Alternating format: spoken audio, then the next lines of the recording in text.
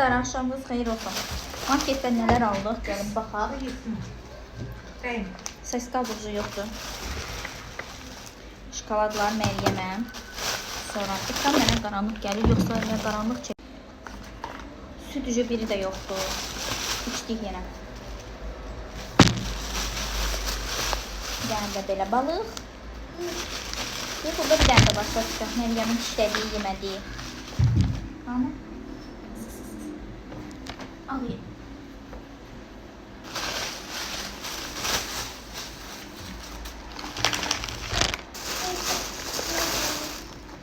Südülər. 2 dənə balıq. Böyle bir dənə də belə balıq.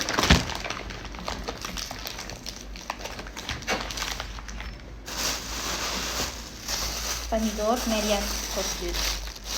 Bir pomidor. Sevdiğim çikolattan.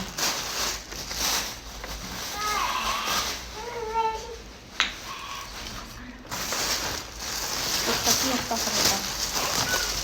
Bu da bir tane çöreği değil. Meryem'in paltarları.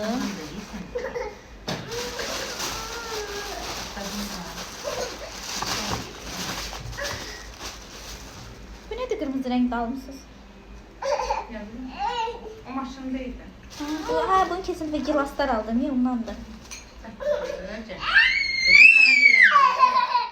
Telefonunda mutfilm koy, yiyeceğim. Zarifkam yok. Açılar ev şimdi yığar ne kadar. Şortlar 2 tane. Vaciptir. Evde giymeye 5 markta. Yani de böyle kırmızı.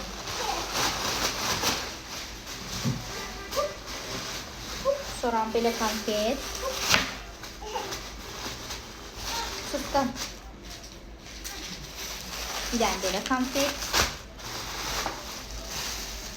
Burada pepene. Cipsi. Red Bull. Osma. Portuyla. Ben salfetka bundan 3 tane götürmüşüm.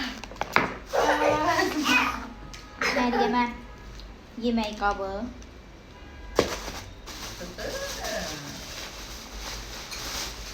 Brokoli, şansımızı bir daha yazdık bu brokoliyle. Diş şotkaları. Bir tane de nem salfet yine. Ne salfet? 3 tane nem salfet. 2, 3.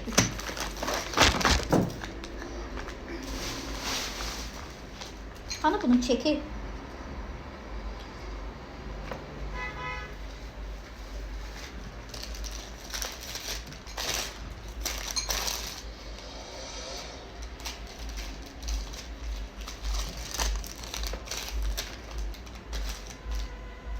$98 manat 30 qəpik. Bu kadar şey, 98 manat 30 qəpiklik değil axı. Həqiqi değil ha. Hesapladım. Bak, qiymətlere bak.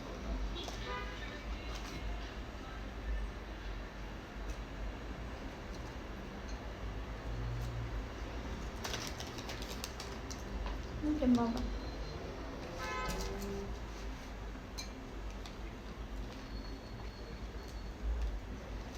Neyse, uçup baxaq görək. Bu qədər şey inanmıram 98 manat olsun.